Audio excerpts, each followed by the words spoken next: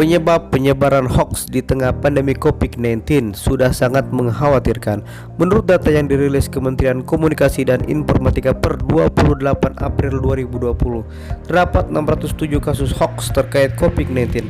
Hal ini tentu sangat kita sesalkan di tengah wabah yang sedang melanda negeri kita. Kita sebagai bagian dari masyarakat tentu harus mencegah penyebaran hoax yang begitu masif. Semua pihak harus bersatu melawan COVID-19 dan menjadi agen penyetop penyebaran hoax, karena hal itu yang dibutuhkan pemerintah yang sedang berjuang memulihkan ekonomi di tengah pandemik. Hoax yang berkembang itu antara lain berupa pesan berantai COVID-19 yang dia bilang akal-akalan dan atau sebuah konspirasi. Ada bantuan voucher, gerai minimarket saat PSBB atau ragam aksi kejahatan setelah narapidana dibebaskan akibat wabah COVID-19. Apabila hoax-hoax tadi dijadikan dasar, maka akan semakin banyak orang yang terinfeksi hingga meninggal. Oleh karena itu, kita mengajak semua pihak untuk saling gotong royong untuk pemulihan ekonomi kerakyatan pasca pandemi COVID-19 yang sejalan dengan kebijakan Presiden Joko Widodo dan program Nawacita. Sebab tidak dipungkiri lagi bahwa pandemi COVID-19 telah menyebabkan jutaan orang kehilangan pekerjaan, UMKM banyak yang mati, bahkan pertumbuhan ekonomi nasional anjlok ke level 2,97% pada kuartal pertama 2020. Lebih parah lagi, para ahli memprediksi perekonomian Indonesia akan menyentuh titik terendah pada kuartal ke 2020. Tidak mungkin kita menyerahkan sepenuhnya kepada pemerintah. Sebagus apapun kebijakan dan program nasional yang dicanangkan, tidak akan berhasil tanpa dukungan seluruh rakyat Indonesia. Semua pihak harus bersatu mendukung pemulihan ekonomi di tengah pandemi COVID-19. Maka dari itu, kita sudah mempersiapkan beberapa narasumber yang berkompeten untuk bisa dijadikan bahan referensi untuk kita semua. Yuk langsung saja kita saksikan. Check it out. Menurut saya banyak sekali hambatannya, karena memang COVID ini nggak bisa diselesaikan pemerintah sendiri. Pemerintah harus melibatkan semua unsur, semua pihak, semua lembaga, semua kelompok, relawan, aktivis, organisasi kepemudaan, organisasi kemasyarakatan. Kita harus gotong royong untuk menyelesaikan COVID ini, karena menurut kami pemerintah belum mampu cukup menyelesaikan atau memperkecil penyebaran COVID-19 di Indonesia. Kalau lihat dari data yang dikeluarkan oleh gugus tugas, kita bisa ketahui bahwa masih banyak yang harus perlu dievaluasi, banyak yang perlu diperbaiki. Protokol kesehatan yang sudah dijalankan di beberapa klaster, menurut saya masih belum konsisten dilakukan dengan baik.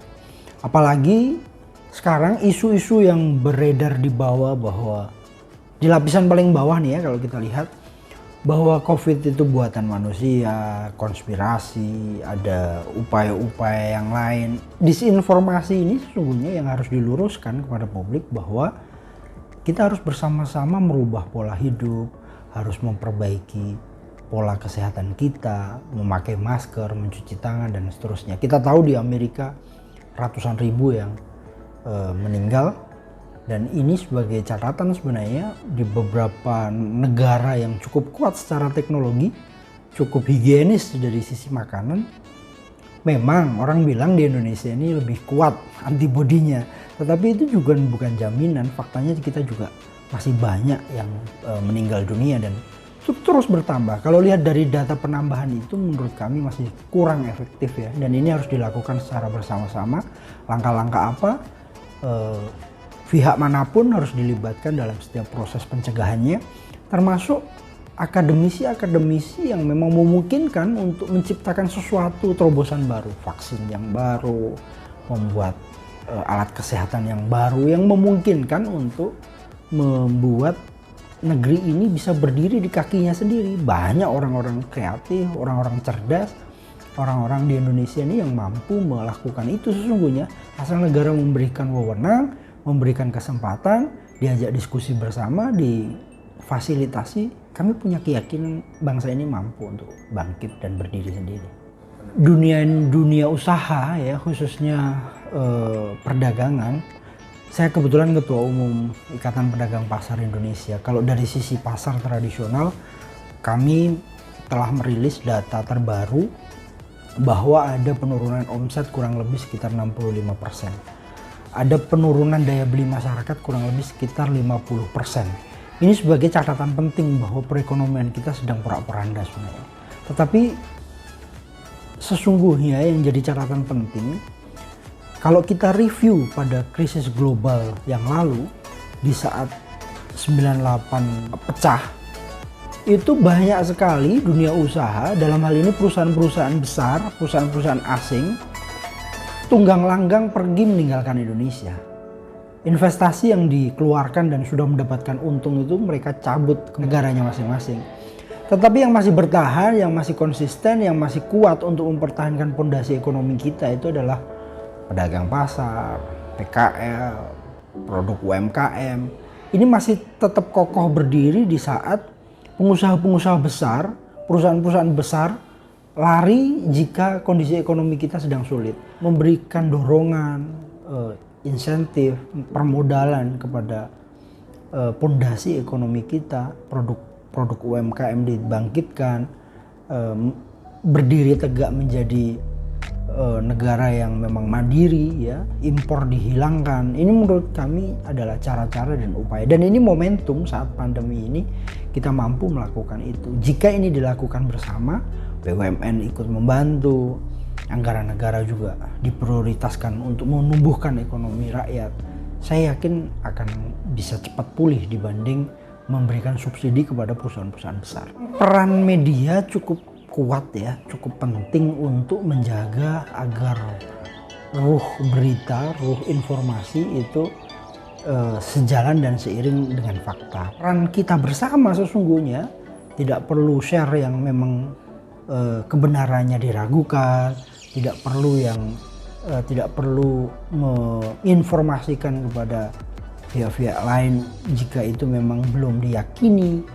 Itu bagian dari menjaga agar tidak menyebarnya hoax. Grup WhatsApp keluarga gitu, itu masih juga banyak. Maka orang-orang tua ini harus banyak diedukasi. Dengan apa? Dengan teman-teman aktivis, teman-teman muda yang memang punya kepedulian terhadap lurusnya berita yang ada gitu. Tapi kalau memang ini dibiarkan, ini berbahaya dari banyak hal, termasuk sisi ekonomi juga akan tumbang juga. Oh, memang hoax ini masih beredar di negara ini.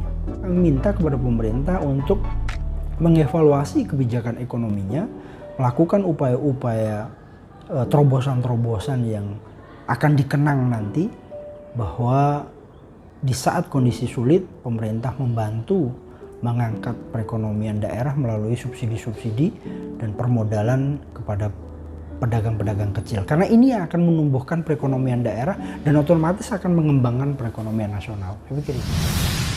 Hoax adalah kabar bohong, yaitu informasi bohong.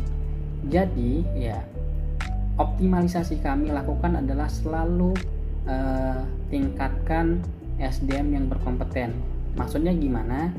Artinya sesuai instruksi Dewan Pers bahwa kita selalu mengupgrade teman-teman wartawan untuk mengikuti jenjang sertifikasi, karena wartawan sendiri adalah profesi, sehingga mereka perlu kompetensi untuk bisa mengedukasi dan menginformasikan berita-berita yang mereka produksi.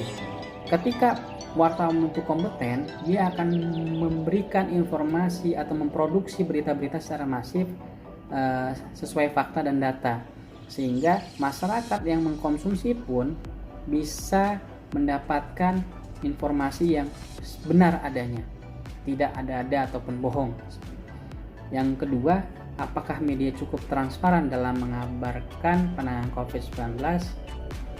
Tentu ya, artinya media sebagai pilar demokrasi selalu mengedepankan fakta dan data. Artinya bahkan kami sendiri selalu mengungkap fakta di balik fakta, karena kami selalu melakukan selalu berprinsip bahwa cover borset itu penting. Ketika ada informasi yang kami terima, tidak kami langsung memberitakan, tapi kami selalu konfirmasi ulang kepada sumber-sumber yang memang berkompeten. sehingga berita yang kita produksi benar-benar berita yang berimbang, tidak memihak, karena memang media sendiri harus independen. Nah, itu transparansi kami kepada pembaca. Yang ketiga, apakah media juga ikut mengabarkan upaya dan terobosan pemerintah dalam menangani hoax? Ya, kita perlu apresiasi kepada pemerintah sendiri yang saat ini masih bekerja keras, berjibaku dalam menangani COVID-19, baik di daerah maupun pusat. Semua berlomba-lomba agar kasus positif maupun ODP, PDP zero ataupun tidak ada lagi, sehingga benar-benar masyarakat bebas COVID-19. Nah, ini kami sebagai mitra kerja pemerintah, kami tentu selalu mengedukasi masyarakat agar selalu mengedepankan protokol kesehatan seperti cuci tangan, pakai masker, pakai sanitizer, dan lain sebagainya. Keempat, apa agenda setting media dalam memerangi hoax serta mendukung pemulihan ekonomi pasca pandemi? Canaan media untuk memerangi hoax itu kita lakukan adalah menyiapkan konten kreatif. Kenapa konten kreatif ini penting? Karena memang pemulihan psikis dari masyarakat itu penting, sehingga perlu hiburan-hiburan yang menarik. Artinya bukan hanya memberikan informasi, edukasi dan kontrol, tapi kita juga menyiapkan konten kreatif yang benar-benar dibutuhkan masyarakat, sehingga masyarakat bisa benar-benar kembali ke kehidupan baru. Yang terakhir, apakah sudah dilakukan media dalam membangun optimisme masyarakat dalam pemulihan ekonomi tengah COVID-19? Jadi memang membangun optimisme ini jadi tugas bersama. Kami sebagai media tentu selalu menginformasikan berita-berita terbaru, baik data kabar pasien sembuh maupun kasus per kasus, sehingga masyarakat benar-benar tidak parno ataupun cuek dalam di masa pandemi ini. Oke, itu tadi dia beberapa narasumber kita yang sudah berbicara terkait COVID-19. Apapun yang mereka lakukan, apapun yang pemerintah lakukan saat ini tidak akan ada gunanya kalau kita tidak sadar akan kesehatan, kalau kita masih menyebarkan berita-berita hoax terkait COVID-19. Mari sama-sama kita bahu-membahu untuk membangkitkan ekonomi Indonesia kembali seperti sedia kala. Terima kasih. Semoga bermanfaat. Sampai berjumpa di video-video kita selanjutnya.